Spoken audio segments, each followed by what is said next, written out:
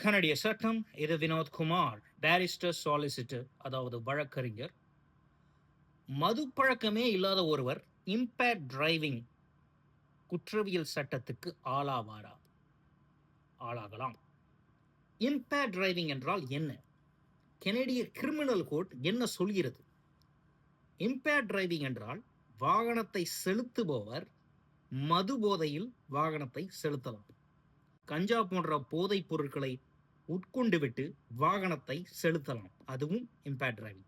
மற்ற தடை செய்யப்பட்ட போதைப் பொருட்களையும் உட்கொண்டு விட்டு வாகனத்தை ஓட்டலாம், அதுவும் இம்பேர்ட் டிரைவிங்கில் தான் செல்லும்.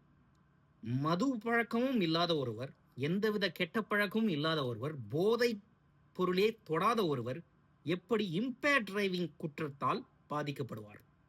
நீங்கள் கடை ஷாப்பர்ஸ் ட்ரக் மார்ட் போன்ற கடைக்கு செல்கிறீர்கள்.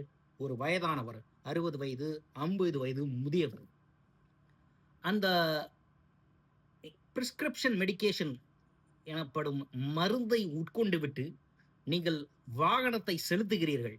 அப்பொழுது உங்களுக்கு மயக்கம் வருகிறது என்றால் இட் மீன்ஸ் அந்த இடத்தில் உங்கள் மீது இம்பேர்ட் டிரைவிங் சட்டம் செலுத்தப்படும். ஆக மதுவே நான் குடித்ததில்லை, இம்பேர்ட் டிரைவிங் என்ற குற்றம் என் மீது பாயாது என்று எண்ணினீர்கள் என்றால் அது உண்மை அல்ல. சட்டம். இது வினோத்குமார்.